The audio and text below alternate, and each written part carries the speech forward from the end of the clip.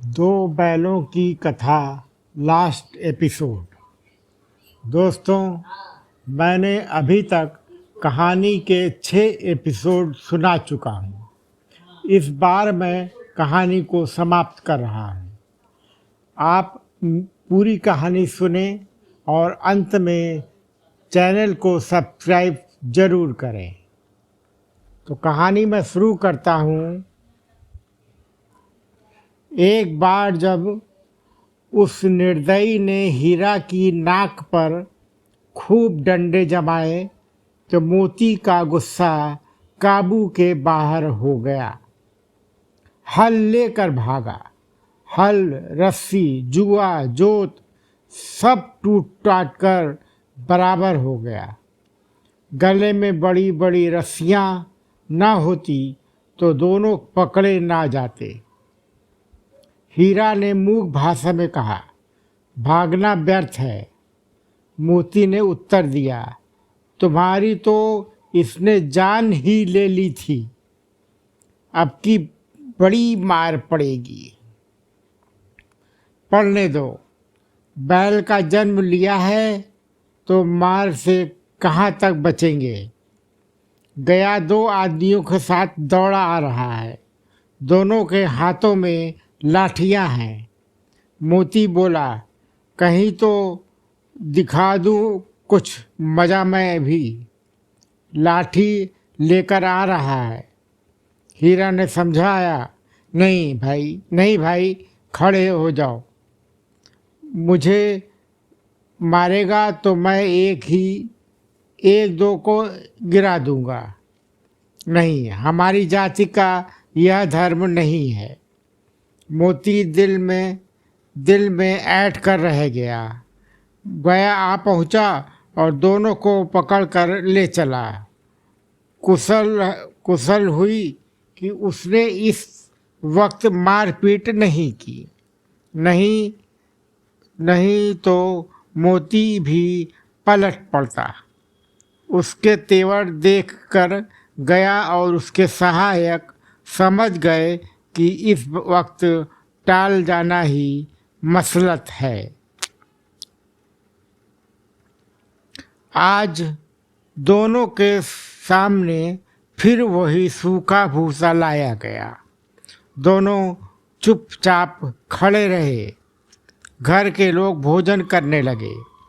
उस वक्त छोटी सी लड़की 2 रोटियां लिए निकली और दोनों के मुंह में देकर चली गई।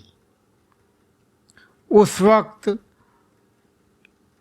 उस एक रोटी ने इनकी भूख को शांत होती हो गई, पर दोनों के हृदय को मानो भोजन मिल गया।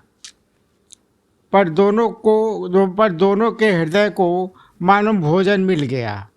यहाँ भी किसी सज्जन का वास है। लड़की भैरव की थी। उसकी माँ मर चुकी थी। सौतोली माँ मारती रहती थी, इसीलिए इस बैलों से उस प्रकार की आत्मीयता हो गई थी। दोनों दिन भर जोते जाते, डंडे खाते, अड़ते। शाम को थान पर बोझ बांध दिए जाते और रात का वही बालिका उन्हें 2 रोटी खिला जाती। प्रेम के इस प्रमाद की यह बरकत थी कि दोनों 2 गाल सूखा भूसा खाकर भी दोनों दुर्बल होना होते थे, मगर दोनों की आंखों में रोम रोम में विद्रोह भरा हुआ था।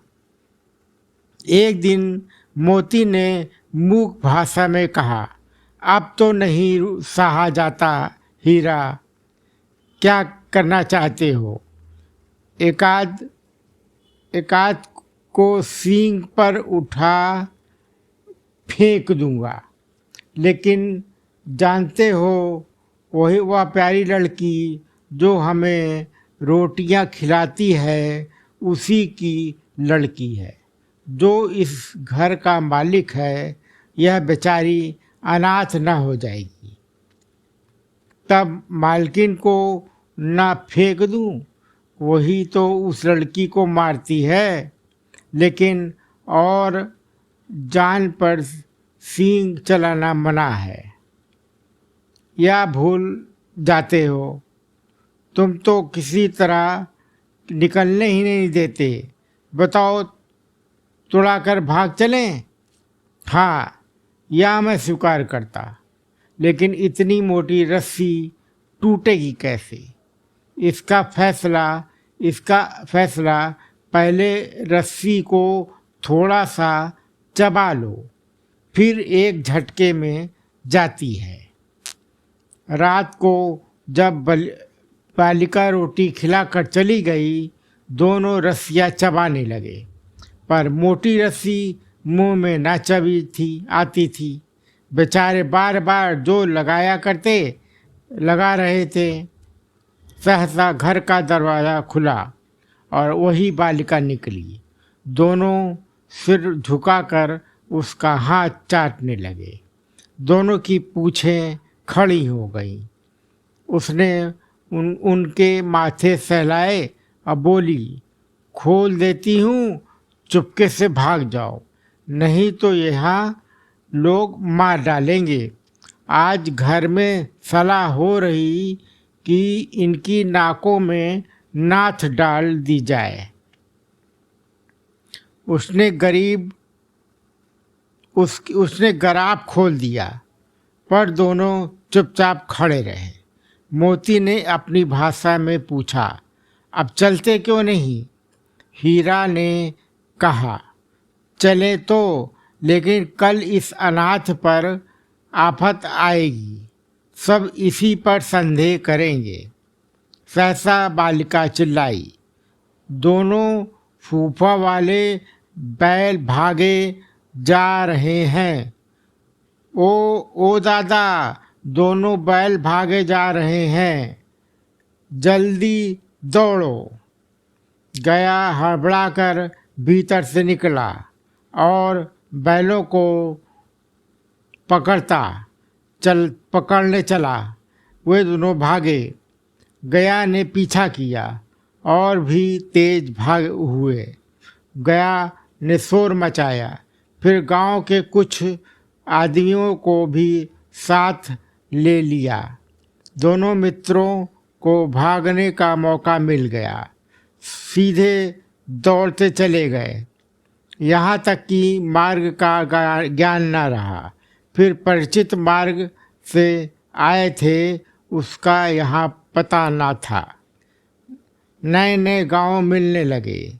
तब दोनों एक खेत के किनारे खड़े होकर सोचने लगे, अब क्या करना चाहिए। हीरा ने कहा, मालूम होता है राह भूल गए।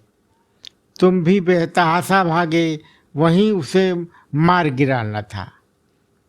उसे मार गिराते तो दुनिया क्या कहती? वह अपना धर्म छोड़ दे, लेकिन हम अपना धर्म क्यों छोड़ें? दोनों भूख से व्याकुल हो रहे थे। खेत में मटर खड़ी थी। चरने लगे। रह कर आहट लेते, कोई आ तो नहीं रहा है। जब पेट भर गया, दोनों ने आज़ादी का अनुभव किया तो मस्त होकर उछलने कूदने लगे। पहले दोनों ने डकार ली, फिर सींग मिलाया और एक दूसरे को ठेलने लगे। मोती ने हीरा को कई कदम हटा दिया, यहाँ तक कि वह खाई में गिर गया। तब उसे भी क्रोध आ गया। संभल कर उठा और फिर मोती से भिड़ गया। मोती ने देखा खेल में झगड़ा हो रहा है, तो किनारे हट गया। अरे या क्यों? कोई सांड डाकता चला आ रहा है। हाँ, सांड ही है। वह सामने आ पहुंचा। दोनों मित्र बंगले झांक रहे हैं और सांड पूरा हाथी है। उसने उससे भिड़ना जान से हाथ धोना है, लेकिन न भिड़ने पर भी जान बचती नहीं नजर आती। इन्हीं की तरह आ भी रहा है। कितनी भयंकर सूरत है। मोती ने मूक भाषा में कहा, बुरे फंसे, जान बचाओ, कोई उपाय सोचो। हीरा ने चिंतित स्वर में कहा, अपने घमंड से फूला हुआ है, आरजू विनती न सुनेगा। भाग क्यों न चलें? भागना कायरता है तो फिर यहीं मरो। बंदा तो 9-2-11 होता है, और जो दौड़ा तो फिर कोई उपाय सोचो जल्द। उपाय यही है कि उस पर दोनों जने एक साथ चोट करते हैं। मैं आगे से रंगेता हूँ, तुम पीछे से रंगे दो। दोहरी मार पड़ेगी तो भाग खड़ा होगा। मेरी ओर से झपट, तुम बगल से उसके पेट में सींग घुसा देना। जान जोखिम है पर दूसरा उपाय नहीं है। दोनों मित्र जान हथेलियों पर लेकर लपके। सांड को भी संगठित शत्रुओं से लड़ना का तजुर्बा न था। वह तो एक शत्रु से मल्ल युद्ध करने का आदी था। ज्यों ही हीरा पर झपटा, मोती ने पीछे से दौड़ाया। सांड उसकी तरफ मुड़ा तो हीरा ने रगेदा। सांड चाहता था कि एक एक करके दोनों को गिरा दें, पर ये तो दोनों उस्ताद थे, उसे वह अवसर न देते थे। एक बार सांड झल्ला कर हीरा का अंत कर देने के लिए चला कि मोती ने बगल से आकर पेट में सींग भोंक दी। सांड क्रोध में आकर पीछे फिरा तो हीरा ने दूसरे पहलू में सींग भोंक दी। आखिर बेचारा जख्मी होकर भागा और दोनों मित्रों ने दूर तक उसका पीछा किया, यहाँ तक कि सांड बेदम होकर गिर पड़ा। तब दोनों ने उसे छोड़ दिया। दोनों मित्र विजय के नशे में झूमते चल रहे। मोती ने अपनी सांकेतिक भाषा में कहा, मेरा तो जी चाहता है कि बच्चू को मार ही डालूं। हीरा ने तिरस्कार किया। गिरे हुए बैरी पर सींग ना चलाना चाहिए, यह सब ढोंग है। बैरी को ऐसा मारना चाहिए कि फिर ना उठे। अब घर कैसे पहुंचोगे वह सोचो, पहले कुछ खा लें तो सोचें। सामने मटर का खेत था। मोती उसमें घुस गया। हीरा मना कर रहा था पर उसने एक न सुनी। अभी तो चार ग्रास खाए थे कि दो आदमी लाठियां लेकर पहुंच गए और दोनों मित्रों को घेर लिया। हीरा तो मेड़ पर था, निकल गया। मोदी सींचे हुए खेत में था। उसके खुर कीचड़ में धंसने लगे, न भाग सका, पकड़ लिया गया। हीरा ने देखा संकट में है तो लौट पड़ा। फंसेंगे तो दोनों फंसेंगे। रखवालों ने उसे भी पकड़ लिया। प्रातःकाल दोनों ही मित्र काजी हाउस में बंद कर दिए गए। दोनों मित्र को जीवन में पहली बार ऐसी सविका पड़ा कि सारा दिन बीत गया और खाने को एक तिनका भी न मिला। समझ ही नहीं आ रहा कि वो यह क्या कैसा स्वामी है। इससे अच्छा तो गया ही था। वहाँ यहाँ कई भैंसे भी हैं, बकरी भी, घोड़े भी, गधे भी, पर किसी के सामने चारा न था। सब जमीन पर मुर्दों की तरह पड़े थे।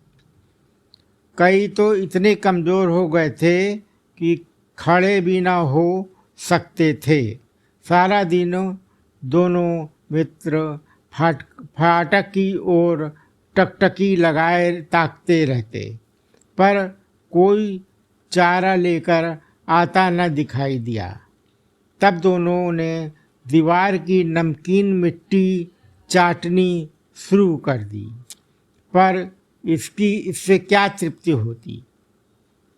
रात को भी जब कुछ न मिला तो हीरा के दिल में विद्रोह की ज्वाला दहक उठी। मोती से बोला, अब तो नहीं रहा जाता मोती। मोती ने सिर लटकाए हुए जवाब दिया, मुझे तो मालूम होता है कि प्राण निकल रहे हैं। इतनी जल्द हिम्मत ना हारो भाई, यहाँ से भागने का कोई उपाय निकालना चाहिए। आओ दीवार तोड़ डाले, मुझसे तो अब कुछ ना होगा। बस इसी बूते पर अकड़ते थे, सारी अकड़ निकल गई। बाड़े की दीवार कच्ची थी, फिर मजबूत तो थी ही। अपने नुकीले सींग दीवार में गड़ा दिए और जोर मारा तो मिट्टी का एक चिप्पड़ निकल आया। फिर तो उसका साहस बढ़ा।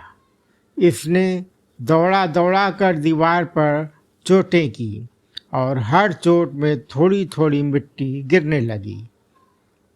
उसी समय काजी हाउस का चौकीदार लालटेन लेकर जानवरों की हाजिरी लेने पहुंचा।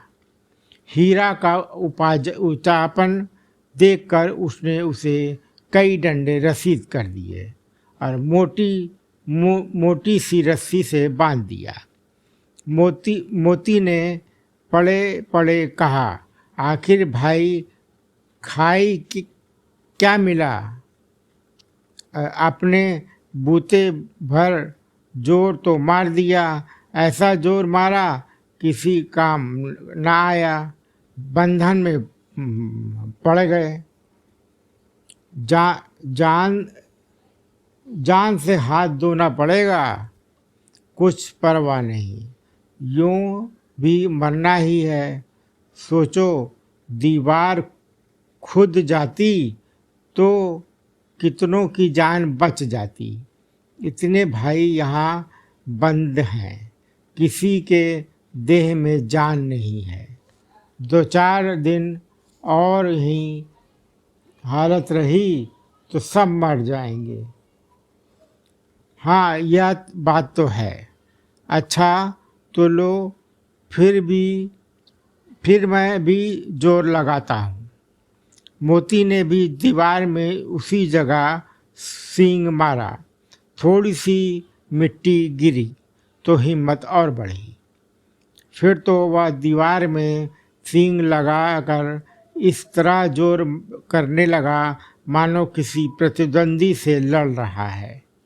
आखिर कोई 2 घंटे की जोर आजमाइश के बाद दीवार ऊपर से लगभग 1 हाथ गिर गई। उसने दूनी शक्ति से दूसरा धक्का मारा तो आधी दीवार गिर पड़ी। दीवार का गिरना था कि अधमरे से पड़े हुए सभी जानवर चेत उठे। तीनों घोड़ियां सरपट भाग निकली। फिर बकरियां निकली। इसके बाद भैंसें भी खिसक गईं, पर गधे अभी तक ज्यों क्यों त्यों खड़े थे। हीरा ने पूछा, तुम दोनों क्यों नहीं भाग जाते? एक गधे ने कहा, जो कहीं फिर पकड़ लिए जाएंगे तो क्या हर्जा। अभी अभी तो भागने का अवसर है। हमें तो डर लगता है, हम यहीं खप पड़े रहेंगे। आधी आधी रात से ऊपर जा चुकी थी।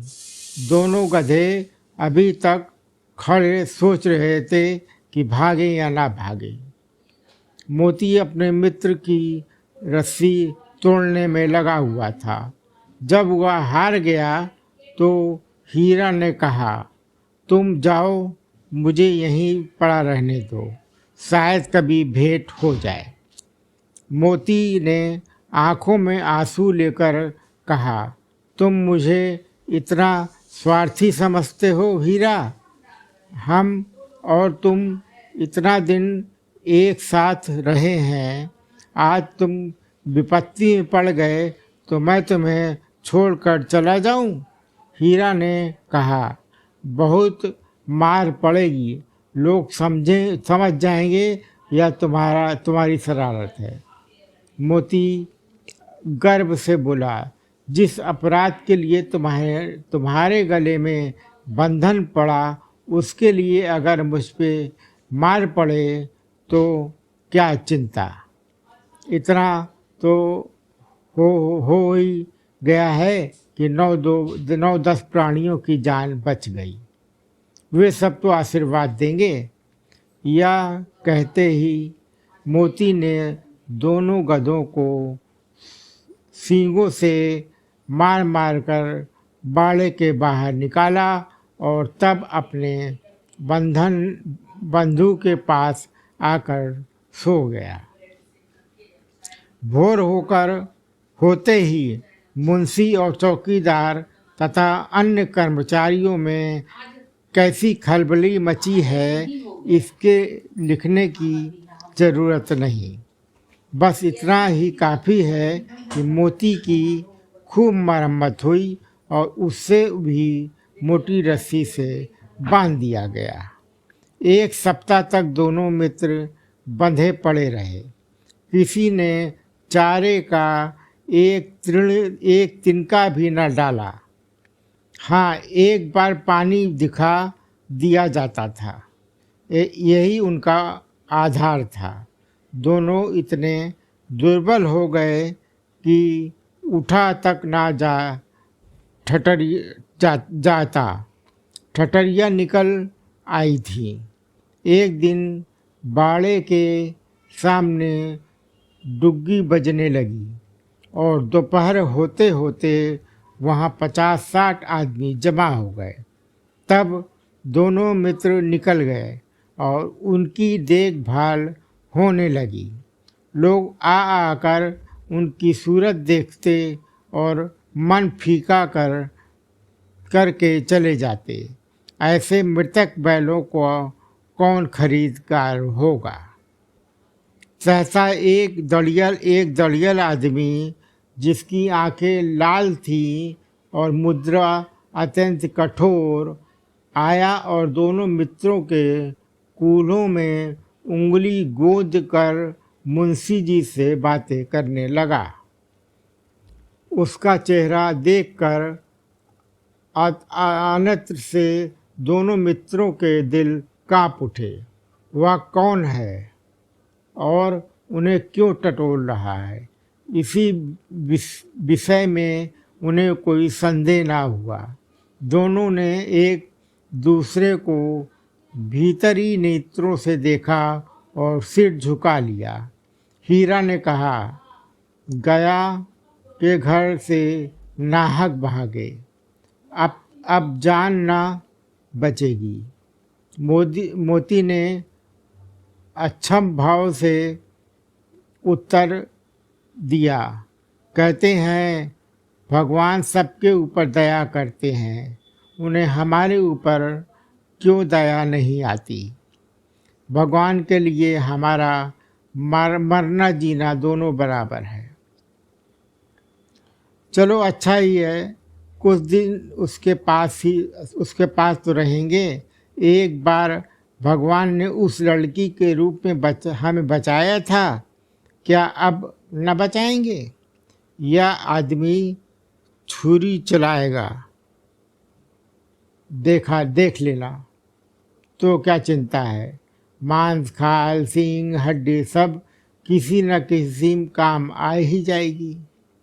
नीलाम हो जाने के बाद दोनों मित्र उस धड़ियल के साथ चले। दोनों की बोटी बोटी कांप रही थी।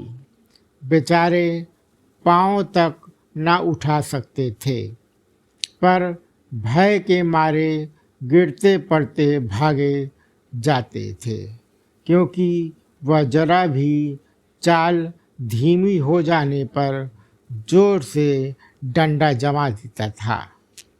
राह में गधा बैल का रेवड़ हरे हरे हार में चरता नजर आया। सभी जानवर प्रसन्न थे, चिकने चपल, कोई उछलता था, कोई आनंद से बैठा पागुर करता था। कितना सुखी जीवन था इनका, पर कितने स्वार्थी हैं।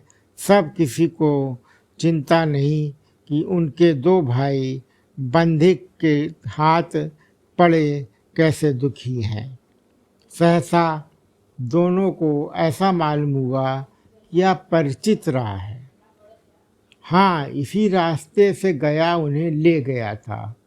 वही खेत, वही बाग, वही गांव मिलने लगे। प्रति क्षण उनकी चाल तेज होने लगी। सारी थकान, सारी दुर्बलता गायब हो गई। आह, यह लो, अपना ही हार आ गया। इसी कुएं पर हम पुर चलने आया करते थे। यह यही कुआं है। मोती ने कहा, हमारा घर नगीच आ गया। हीरा बोला, भगवान की दया है।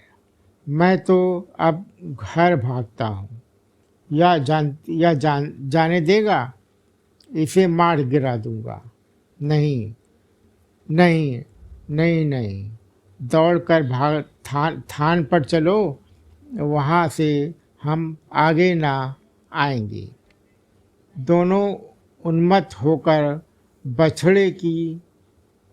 बछड़ों की भांति कुलेचे करते हुए घर की ओर दौड़ा। वह हमारा थान है।